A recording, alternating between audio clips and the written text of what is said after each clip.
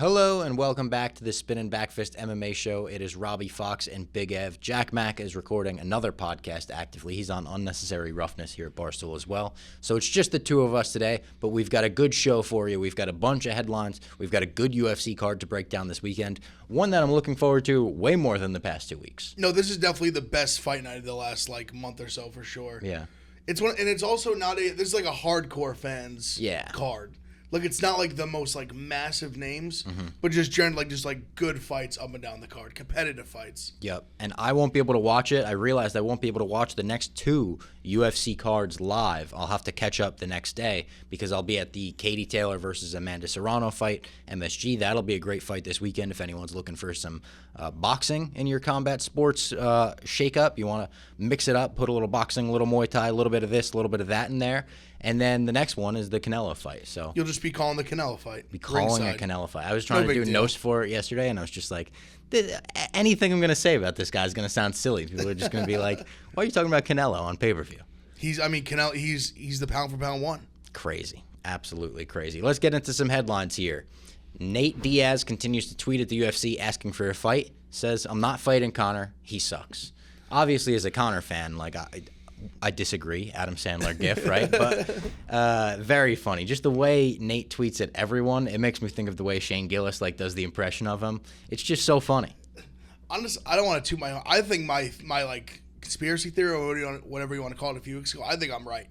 I still think I'm right. I want to get you and Dana in a room and just have you guys duke it out over who's right on this. I bet Dana would deny it. But I think and it's not, for me, it's not even about trying to be right. I just try to use Dana, what I think Dana, what would Dana do? Yeah. And I think that was my thought process, that you just don't want to when you have a superstar fighter like Nate Diaz is, who just puts asses in seats unlike pretty much anyone else in the UFC right now besides basically Conor. Yeah. No one's buying more fights or selling more fights than Nate Diaz. Maybe Masvidal, he's up there. Yeah, but even he's taking a slight hit. Yeah. And that's not to me personally. I've been on record. I love Masvidal, but I mean, he's a top 3-4 sell right now in the UFC. You don't want that guy just walking away. No. And we were talking this week about who's a tune-up fight for McGregor at 170. Hate to say Nate Diaz is a tune-up fight after the first two fights that they had, but at this time, 2022, I think Nate Diaz kind of is that fight. He's a good fight for McGregor. It's not I wouldn't call it a tune-up fight, but it's a fight that makes sense for both of them. Yeah. And it's just a fight that the fans want. That's why I wouldn't even go far past a tune-up fight, just that people would want to see that fight. It's not just a tomato can for Conor. And this tweet from Nate just makes me want to see it more. I want to see them face-to-face at a press conference, Nate being like, you suck. I didn't even want to fight you. It'd be so funny. Even when he had the layoff, he was just I didn't fight you because everybody sucks. There was no one good enough to fight. He's so the best. He is. I just hope he fights soon. I mean, I would have loved to see him in Poirier. I would love to see him in Conor. I would like to see him fight any guy. I just want to see Diaz back in the mix. Honestly, even at this point, even though I guess I'll get your opinion on this, even though the first fight was pretty one-sided, I'd be down to see Diaz and Masvidal again. I could see some disagreeing with that, but I'll still watch it. I could totally understand why people wouldn't want to, but I'd be down for that fight I'd be down for it because I do remember, I'd have to watch it back. I know people said that, oh my God, he was about to kill him. Masvidal dominated him. He did dominate, but I think without the cut that stopped the fight, Diaz seemed to be picking up a little bit of steam as the fight was going on. So I would be down for it. Again, I just want to see him in the mix. Where it's someone like Masvidal, it's not that's going to hold up anything division. Exactly. He's also floating in nowhere land. So yeah, I would like to see Diaz versus any of those guys. That's kind of my point. Kind of what you said with the cut. The last two rounds, that's when Diaz gets cooking sometimes. Yeah, so. Exactly. Look at the Leon Edwards fight. The way he rocked him right at the end of that fight. Yeah. Another headline here, Jon Jones' advisor tells Ariel Helwani that they are in dialogue with the UFC and working on his return. I believe there were rumors that it was going to be for the July 30th card, which they want to do at MSG. It'd be the first MSG summer card. They always do those in November. It'd be very cool. But Jon Jones said Stipe may not be ready till September, and that is the fight that they seem to want to do. It was what Jon Jones basically... I love when Jon Jones just starts tweeting. He just doesn't add anybody. Just I heard Stipe basically said he won't be at his best till at September. His physical peak or something. And he said, I want to fight the GOAT heavyweight at his best. So if I have to wait, I'll wait. And I guess really, it technically would only be another month. It was July 30th, so it's one of the last days of the month. It's a month and a half, whenever it would fall in September. Yeah. But I mean that's a great fight. Like that's a great fight yeah. for Jon Jones to come back to. That's a fight that I think people get excited for. And as a Jon Jones hater, that's a fight that I think for Stipe sure could win. you think it's losable for Jon Jones and also winnable. Like it's just a good fight. Yeah. I'm pretty sure the opening odds I believe came out.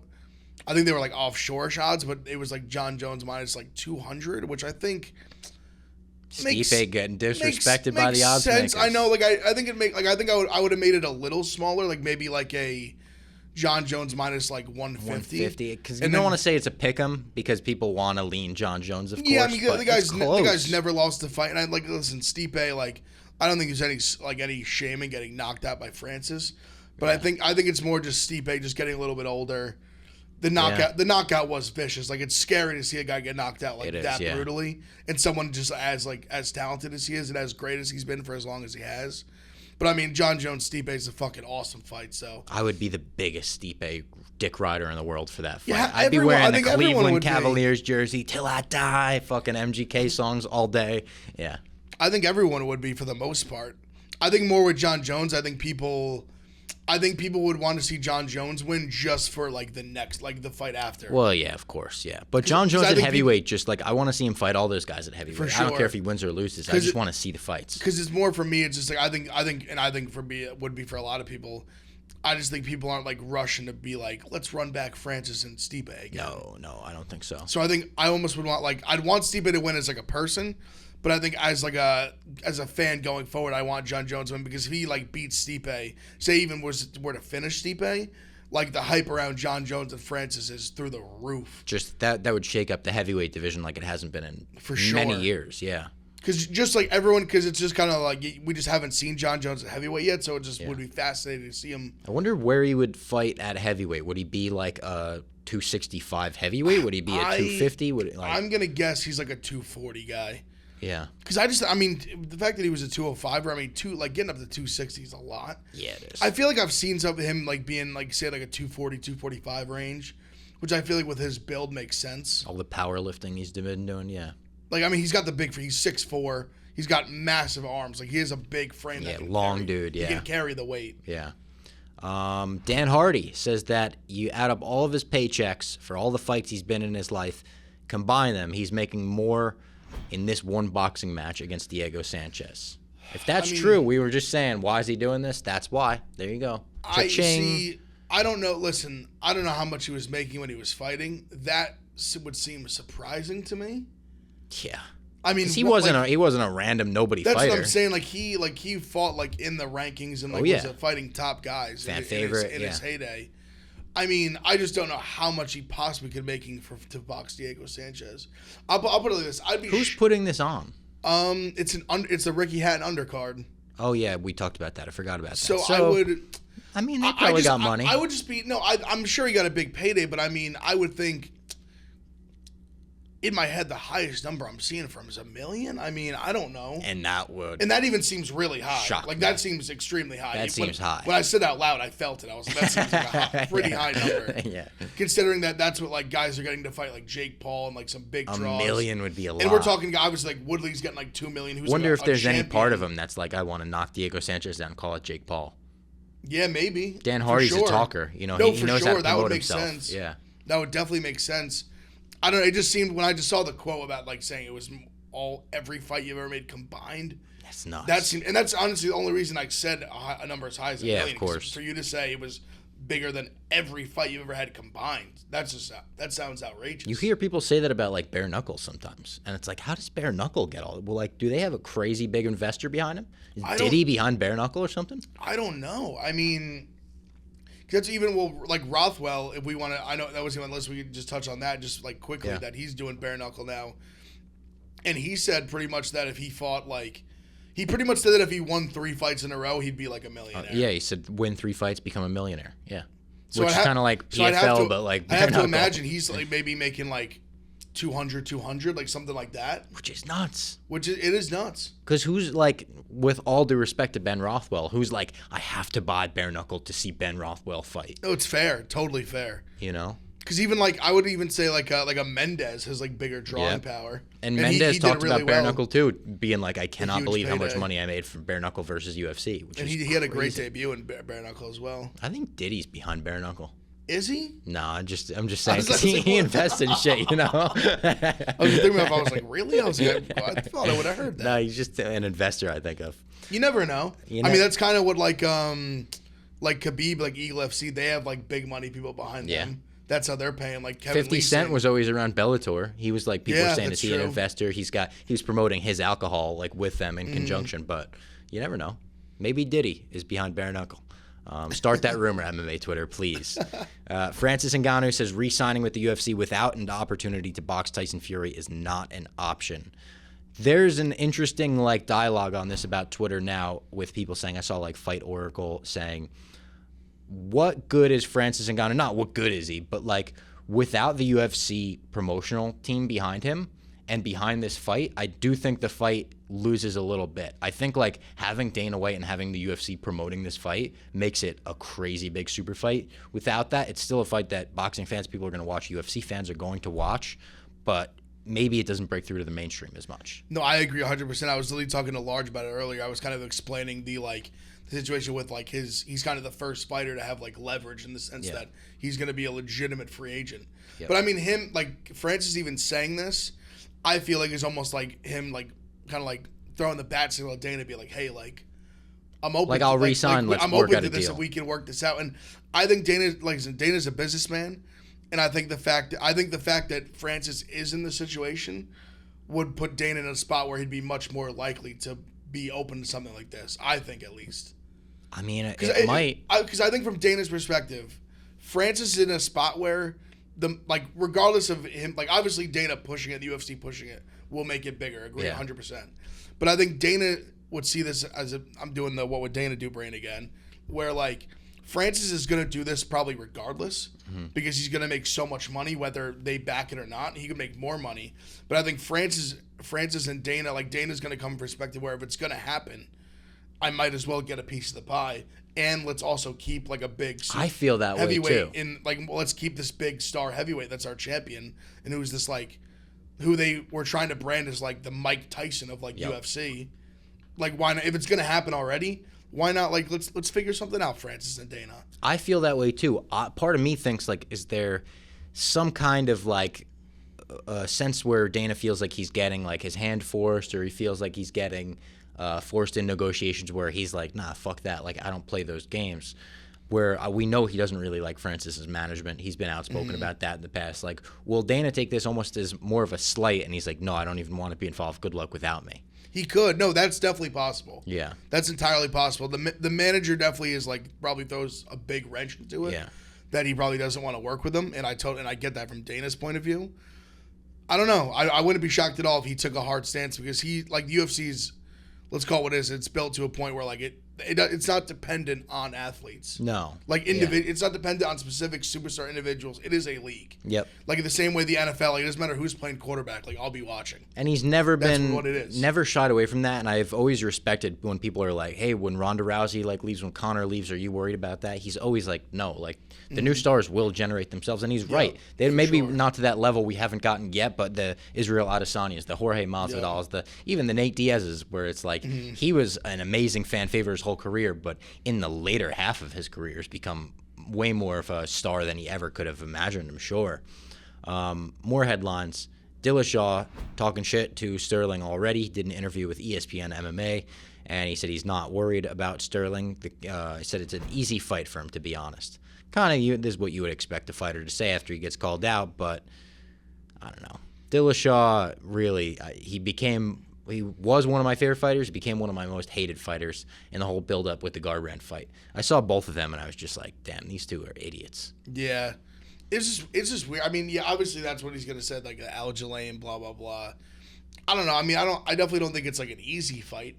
No. Because to be totally honest, like I think the fight with Sandhagen, I thought he lost. Really close fight. Yeah. Like super, super close fight. But I thought Sandhagen did way more damage. Dillashaw's control in that fight wasn't even like on the ground. It was like just like pressing him up against the cage. And also, I will give him credit. He hurt his knee early in that fight and fought through it. So respect to Dillashaw. He's a tough guy. And I feel like you press Aljamain up against the cage, and he's gonna reverse the position, body triangle your ass immediately. But he also won't be able to strike, won't be able to hurt him with his hands the same way as Sandhagen. Sandhagen was sniping him. Yeah, fact. And landing some big shots, even going backwards. He was landing big, powerful shots. Yeah. He had the big cut. He was definitely touching him up. And I don't trust Dillashaw's defense as much as I trust Jan's in that Aljamain had Jan's back so many times where he maybe could have gotten a choke, but Jan just he didn't even put himself in danger once. I feel like he can choke Dillashaw out like that. You think so? I think so. I think it's possible. It's we just haven't really seen that with Dillashaw. That's the only thing that gives me pause. Yeah. But I don't know if we've seen someone has he really, I'm trying to think, has he really fought anybody with Aljo's credentials in that sense? Yeah. Maybe not. Because obviously he's fought the Dominic Cruzes. Pull up TJ Dillashaw's Tapology. Barao and these guys. Obviously, that Barao fight was you remember where you were that first one. He obviously lost to Cejudo when he tried to go for the double champ. I was at that Cejudo fight. People complained about the stoppage for that. I thought the stoppage was fine on that. Yeah, so he hasn't John Lineker, he hasn't really fought anybody with those grappling credentials like Aljo that has. wants to grapple him. Yeah, for sure. No. That's a very interesting fight. I wonder if that even is definitely the next fight. I bet it is. I'm sure it sounds like it is, but it's things just change so fast you just never know. Yeah, someone could win a big fight and then it's boom, you're the next guy. Because I honestly think an Aldo makes a lot of sense. Yeah, I think they want to do Aldo Cruz, right? Yeah. And that almost would be the winner. Awesome. That's definitely fighting for the Legends belt next. fight. That's just two icons. That it's crazy that they haven't fought before, to be honest. Honestly, I think that's got to be one of the fights they're putting on in the summer that Dana's been hyping up those summer cards. It makes all the sense in the world. And Cruz is a guy who Cruz is outspoken about the fact that he doesn't want to come back unless it's a big fight at this point. That's a big fight for him. That's why even for him, they were a lot of talk was him fighting Sugar, and he even, regardless of the name, he said I only want to fight up in the rankings, not down. Yeah. So Aldo makes a ton of sense. Totally. And another headline here, Cejudo says he's coming back for Sterling, coming back for these tomato cans. I'm going to right the wrong. Aljamain, you're the #1 contender, you bitch. He didn't say you bitch, he just said bitch, but it's way funnier when you say you bitch. Cejudo, this is another one where it's I'll believe it when I see it. I don't know how much of his... I get that he's in the USADA pool again, but I don't know how much of his Twitter antics and call-outs are just him trying to get his own name back up in the headlines again. We're giving him the headline by doing it. Yeah, he keeps getting it, even though, I think the average... It's just what he does. The average fight fan doesn't really care about him that much, or whether to really see him fight again that much, but... I'm a huge fight fan. I understand his credentials. I liked watching him fight. That fight against DJ was amazing. Yeah. I don't care if he ever fights again. No, not really. It's one of those, it would be interesting if he fought, especially say, TJ won and then he fought TJ or something. I don't know, because, I think he has zero shot to just fight, Volkanovski for 45. Yeah, no. 35, he definitely has a gripe to get straight to a title shot. He literally was the double champ when he retired. GSP did it. He got to come back to a title shot. He actually got to come back to a title shot in a different weight class. So. Yeah, he's not GSP. Yeah, true. Yeah.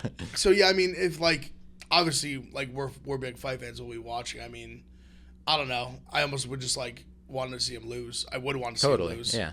Actually, I really want to his see him weigh-in lose. Antics at the end when he was bringing out the snake and the crown and he had all the props. Oh my God, truly so cringeworthy. That became his thing, King of Cringe. But I didn't even want to blog it because I was just gross. He's just I don't know. He's just not. I'm also, he was trying to make this claim as this great trainer.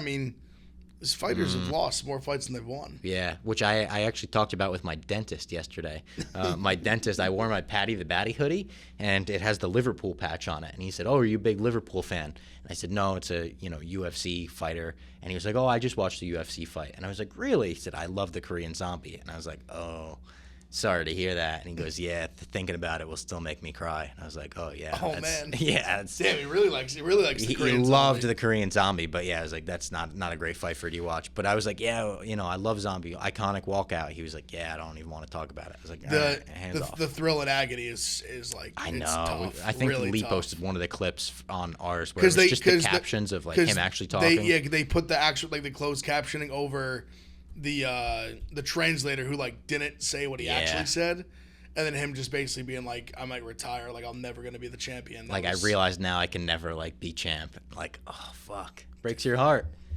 You're like, go to Bellator, win a title there or something. Just so you could say, I did it. Yeah, I feel like... Can we make a title, give it to Zombie? Just like, you're the champ now. Yeah, he would have been someone that would have been like a BMF type guy. Yeah, like definitely. maybe a different like type of thing, but like that type of belt. He like would have been deserving of something like that.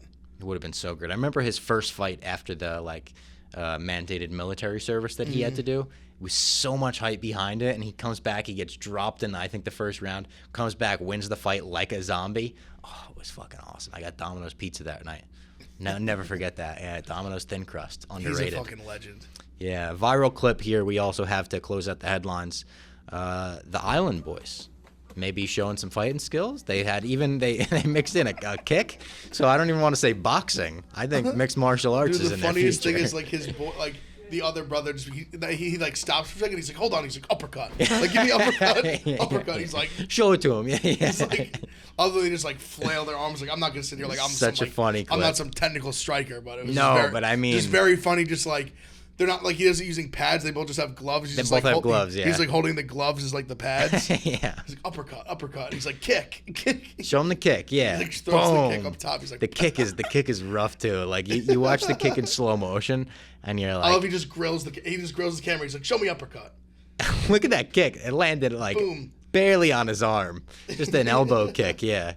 So funny. Yeah, the Island Boys, I'd love to get them in Rough and Rowdy. I don't know if they would fight each other, if they would do it as a respect thing, but we've had twins fight each other in the past. They were trying to get, Bryce Hall was trying to do a thing where he fought like both of them like back to back. Oh my God, I would watch that. They could go to Russia and get that sanctioned for sure. Oh my God. That'd be amazing. I would like to see him fight both in the octagon at the same time. I think he could beat him. You think that Bryce Hall could beat both of them in the octagon? I'm looking at this clip of them. Well, I don't know if the other one's like a technical striker that like we've never seen before, but his brother wouldn't suggest that. Did you watch Bryce Hall box? He got his ass kicked, right? We watched that together. But also, I will, in his defense, the guy he fought... Isn't Bryce Paul kind of big, though? Not big, but like he doesn't look skinny like the Island Boys. Yeah, he's bigger. He's thicker than the Island Boys. But I guess in his defense of just boxing, the guy he fought was a legitimate Division I, but he played in St. Louis for Rick Majerus, who's like a legendary... Like, he was like a 20... Basketball? The guy he fought, who's like he's a big time like family YouTuber. Okay. He played like legit D1 basketball. Like, so he's an athlete, like very athletic, and it was watching the boxing match. It was very clear. We watched that during a UFC card. It was when Adesanya fought Vettori. Oh it was the Nate Diaz Leon Edwards day. Oh, I remember that because That's what I knew. Like I just saw the kid. Like I looked up his stats, and he was averaging like 20 a game in like this Big Sky, and I was like, oh, this guy's like a legit athlete. Yeah. All right. That was headlines. Now let's talk about this PFL card, which if you're watching this on Thursday, April 28th, it's going down tonight. If you're watching this or listening to this the night before, maybe it comes out a little earlier, it'll be tomorrow. Goes down from the Esports Stadium in Arlington, Texas, just like we told you about earlier in the week. This is that Lance Palmer, Chris Wade card. It's awesome. Stuart Austin versus Bruno Cappelozza. Such good fights across this entire card. It is also now on the Barstool Sportsbook in certain states. Do you know which states it's live? On every... So we have lines in the Barstool Sportsbook. They're live in every state besides Arizona, Colorado, Michigan, and Louisiana.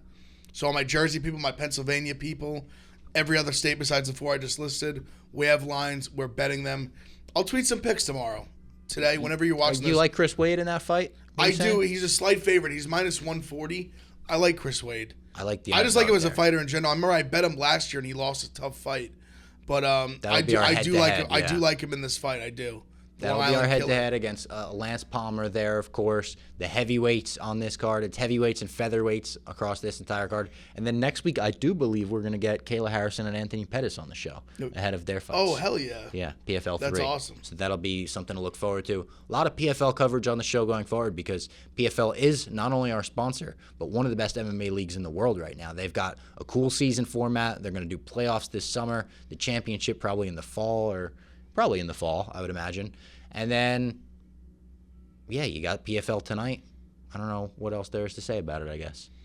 I just like that The pacing's been pretty solid too, I will say. Pacing's been great. Production's been very cool. They've got like they just have a few like different wrenches that are interesting. If you've only watched UFC in the past and then you watch PFL, you're like, oh shit! Like there are key differences. The entrances are really cool and stuff. The stats that they've got. We talked about the founder with like the technical scoring that they've got, the scoring system. It's all cool stuff. Cool to watch. No, I enjoy it. As a fan, I really do enjoy it. The fights are really good too. Like generally good fights, like high level stuff.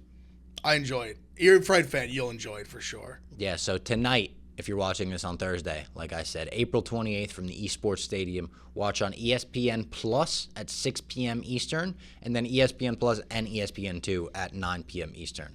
So I think also, I mentioned this in the in the Don Davis interview, I was like, do you get the cursing on ESPN Plus? Because that usually happens with UFC. They won't censor it as much, I don't think, when it's on actual ESPN.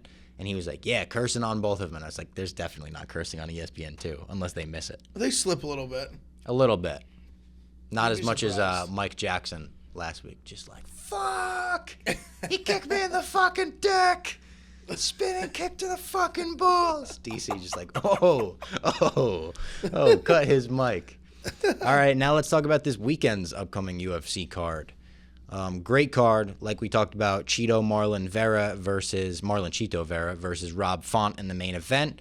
That's an amazing bantamweight fight. I saw Ariel Helwani tweet that bantamweight is the #1 weight class in MMA right now across any company, and I think it's tough. Lightweight's up there. I think featherweight's always in the mix. Bantamweight's pretty hard to deny. 35 right now, is like when you look at, especially like the UFC, like when you look at like how deep it is. Yeah. It's, I mean, because when you have guys like, look at even like the back end, like we have young guys like Sugar Sean, like Song Yadong, like some real like talented young guys that are literally like Ricky Simone, like guys that are like, and they're just in like the very back, like in like the 15, 13, 14 range. Like, crazy. And then you've got like Dominic Cruz, Aldo, like you have how good Sandhagen is, like he just losing tough fights to Jan, Aljo. I mean, like Marab, like all these guys that are so fucking good. You have Font Vera, like Frankie Edgar's still up there, like tons of talent. That's an awesome fight. In the co-main event, we've got a heavyweight fight, Andrei Arlovsky.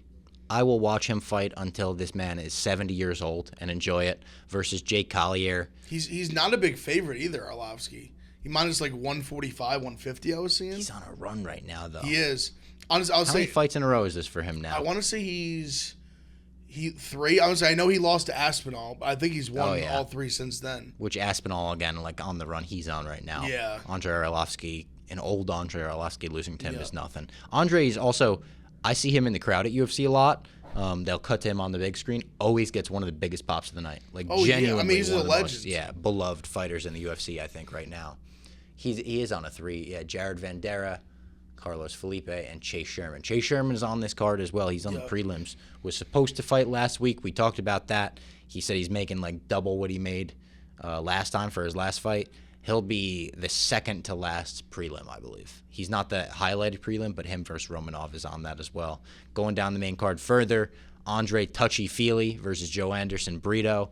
That's an amazing fight. Yeah, what are the odds on that Brito's fight? a contender series guy.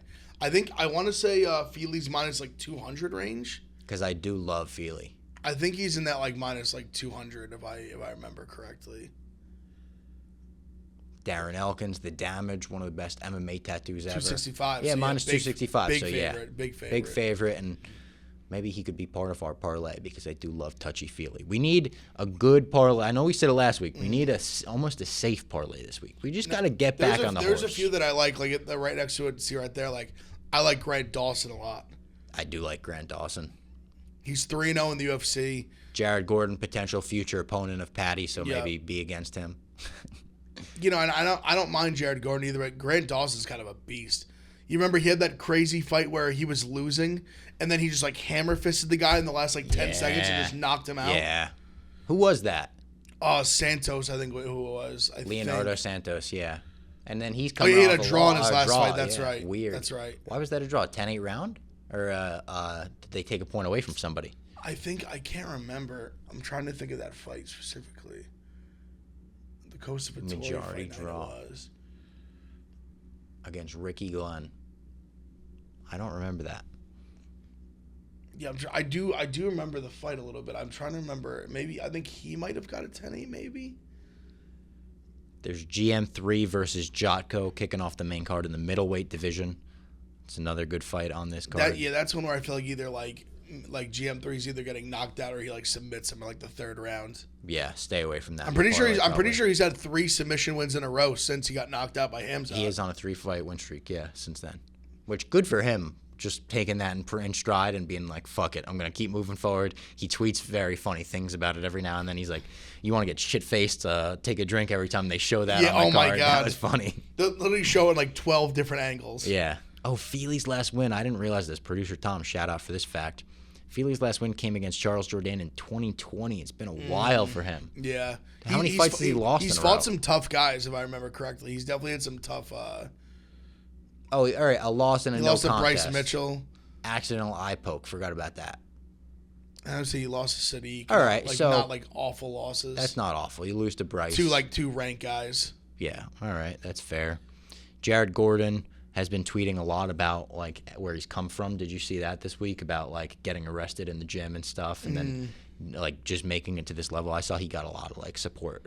Michael, I know he's been big about like just like the substance abuse and all that. That he's like sober and everything. So I think he got arrested. He tweeted he got arrested when he was 21 for like armed or maybe robbery and battery or something like that. Some kind of robbery, and he got arrested like while he was sparring. They walked onto the mats, and they were like, put him in cuffs, walked him out. I think he said like all his teammates were just watching him get walked out, and they've all embraced him since. So shout out to him. Jotko lost to Sean Strickland last May, round 3 decision. He'll be against GM3. I like GM3 in that fight. Like we said, we'll stay away from that on the parlay, but I just like him as a guy. I think he's a live dog. Romanov undefeated. Sherman re-signed for this fight. Romanov, I think, will run through him like we said last week. What else? Oh, this is a funny fact. Collier, 10 years old when Orlovsky had his pro MMA debut. He's been around forever, dude. Crazy. Forever. What year was that he made his debut? Was that before I was born? I bet it was. 99, so the year after I was born. I was 5. That's fucking nuts. Or like 4 or 5, yeah. And he's still like a legitimately great fighter. Yeah, he's still solid. I mean, 3 fights in a row. That's crazy. Good for him. Good division too. Like you can't really be this kind of fighter in the lightweight division. He lost his first fight ever.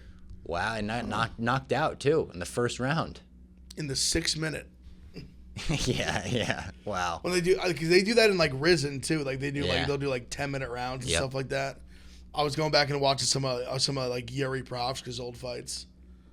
I was doing the Canelo research last night and saw that his record is you should actually add 10 wins to his record, because in his first 19 months, there were 10 knockouts that he had that just went like unverified, basically. Yeah. Also, I also could be that guy and say he lost both Triple G fights as well. Oh wow, I think the first one he absolutely. The first one I did think Triple G. Lost. Yep. The second one I saw a draw. Second one was really close. The first one he definitely lost. I do agree with that. I hope he wins this and then they do the third fight. But I think now he'd beat Triple G like. Yeah, probably. Triple G. And in the last fight, he ended up getting the knockout like kind of later on in the fight, but he just looked like a step. I saw Triple G fight at the Garden not too long ago when we went to a Ranger game, or not a Ranger game, a Yankee game that they won in the playoffs. Yes, and I went straight to the Garden for a Triple G fight. I forget who he was fighting, but he looked old in that one. He won that fight, but it was a decision where it was like, damn, some people were kind of booing it. Because he fought like an Asian guy. The guy was giving it to him early a little bit. Yeah. Then he kind of started to really take over. Yeah. But the guy, I don't think the guy he fought was great. It would probably be good for Canelo's legacy to like knock Triple G out, though. But see, now it's almost in a weird. Yeah, no, it would be for sure. Because I think like boxing people still remember that he like. Oh yeah. That Triple G got shafted by the first decision, but. Yeah. It's a good card though. Anything else that you want to call out on the prelims? There was a few. Honestly, I really, no disrespect to Davis and Figueiredo, but I've made some money fading his brother in the UFC, and I would do that again. I just don't. I think people especially bettors, they just see the name and they're like, oh, like that's Davison's brother. Like he must be really good. He's Canelo, youngest of 7 brothers, all professional fighters. You know that? No shit. All of them. They once all fought on the same card. That's fucking awesome. They went 4-3. Yeah. That's what I was gonna ask. I was like, how'd they do? 4-3s. Yeah, I know. Tough. I was saying, just, imagine like, how how bad do it's you, going to be one of the three brothers. Everyone's trying to celebrate, and it's just like, damn. Better than being like 6-1 and being the one guy that lost. Yeah, true. At least those three had each other. Yeah. Also, the one that's interesting that stands out to me too is Johan Lainez, or Lainez, however you say his name. I watched him, so he fought in the Contender Series. He was like a plus 500 underdog. Oh, wow. And won by first round knockout. He knocked out the guys, I think his last name is Burlinson. He was the Cage Warriors like welterweight champ, I believe. Like big time prospect. Yeah, Cage Warriors. Like it almost was like this, like Johan. It almost was like this fight was like handpicked for him to just like get in the UFC and be like this big prospect. Yeah. And this dude came in, he undefeated. He came in and they just threw like a right and just landed a massive left hook and just like stoned him. Wow. So Dana really he loves when those big. Do you like him in this fight? I'm gonna be honest. I don't know a ton about Gabe Green. From that punch, I can tell this motherfucker hits really hard. Yeah. I think he beat a guy who was in that Contender Series fight who was much more skilled than he is, and he just landed the big shot.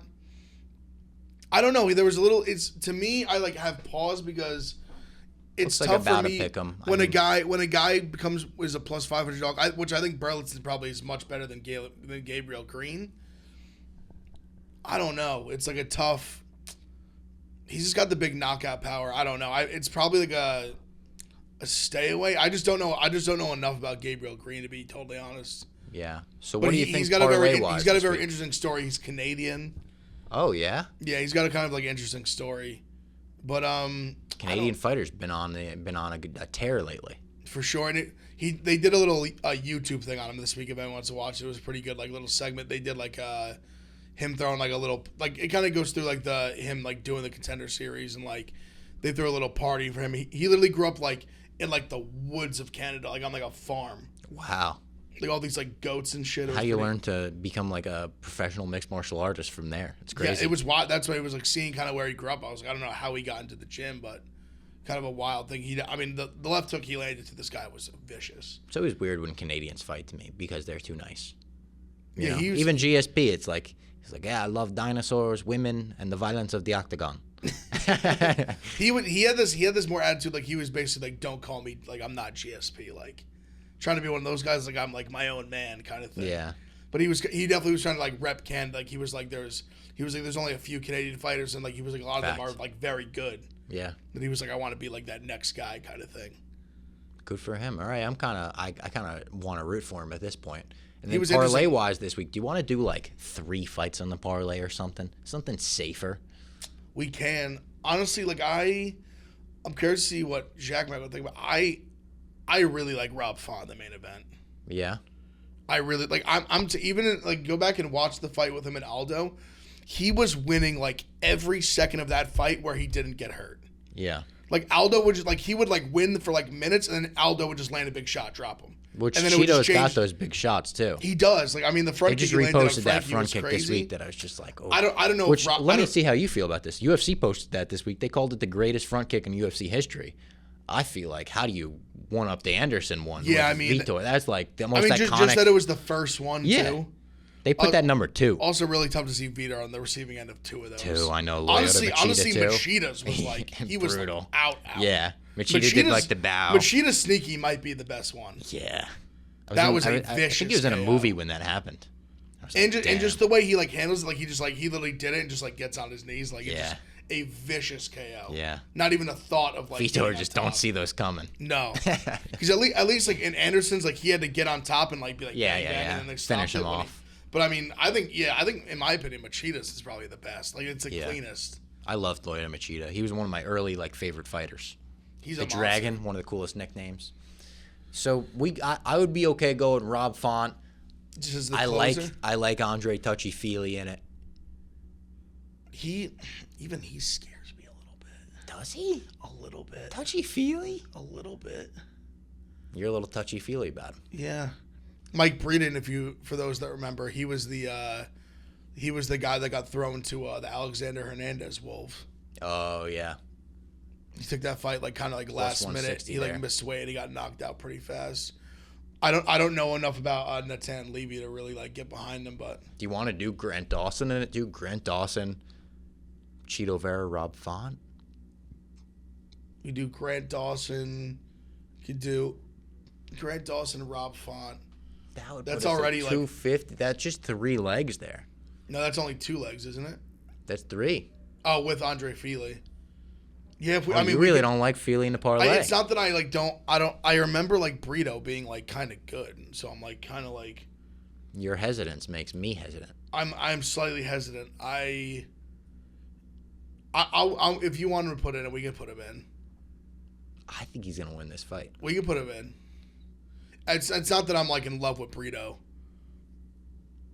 I could very much see us winning those first 2. The Rob Font, in my opinion, is the most risky, but I do like Rob Font in that fight. I really just think he's better than Marlon Vera. I like having that in like the main event. See, when I think of Vera, I don't think like Vera. Obviously, I don't know if he has like that fit, like that punching knockout power the same way that Aldo does.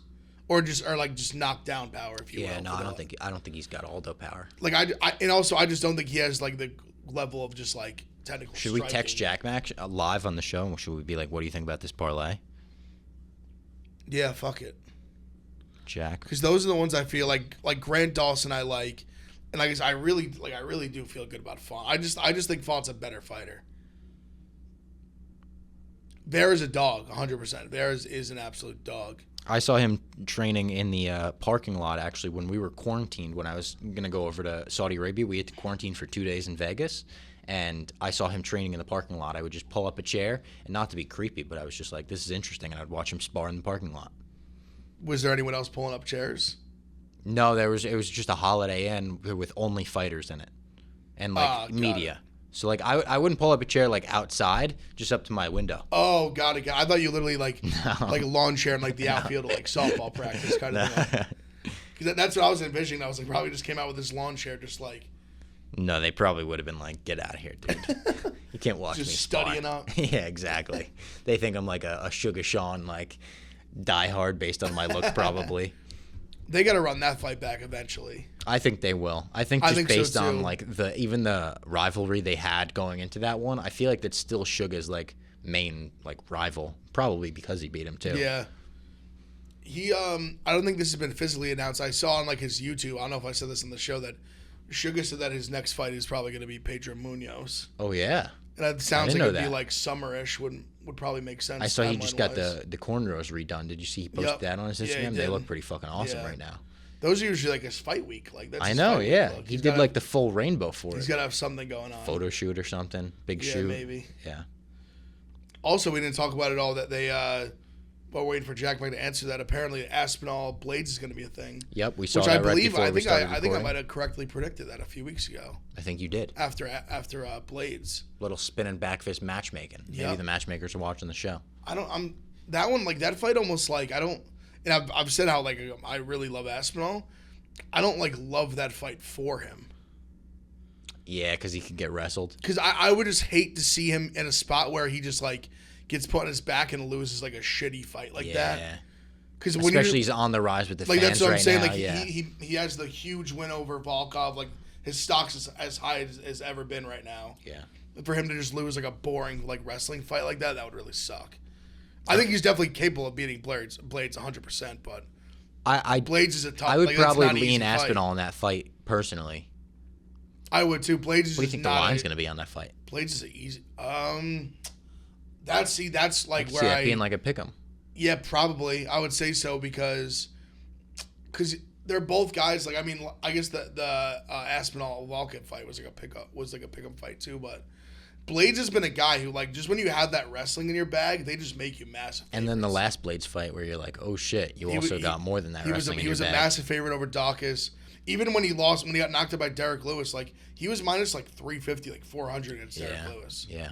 Which people didn't account for Derek Lewis's, ability to just knock people out, which is stupid. That pretty much was why he wasn't a massive underdog. Yeah. Like massive. Jack says he loves the parlay. Said love it. So I think there it is. It's plus 258 without a boost. Maybe we get up to like 300-ish if the lines don't get too big. 300 would be nice. That would maybe get us back the last two parlays in that we've lost. And then some. Yeah, and then some. So there you go. That's the parlay for this week. Rob Font, Grant Dawson, Andre Touchy-Feely. Not getting too crazy with it. I think the first parlay was a 3-leg parlay. And then I think we just kept going crazier and crazier from there. Yeah, we hit the big Russian one. Yeah, that was nice. What really got us cooking. That was a really nice one. Hopefully we're back. That was like a plus like 500 or something like that. That was a big one. Yeah, that was awesome. That felt amazing. Yeah. We need to get back to that. I missed that feeling. I know. Yeah, people were talking about the spinning back fist parlay. I like being able to come into the office, and be like, you guys need to, not miss out on this. The parlay. I'm like, yeah, you better have. Yeah, exactly. Fuck you, Mike the Bike. Real stupid. Yeah. All right, that was the spinning back fist MMA show for this week. We will be back next week on Monday to recap the fights, and who knows, we may even have some guests on Monday. Maybe.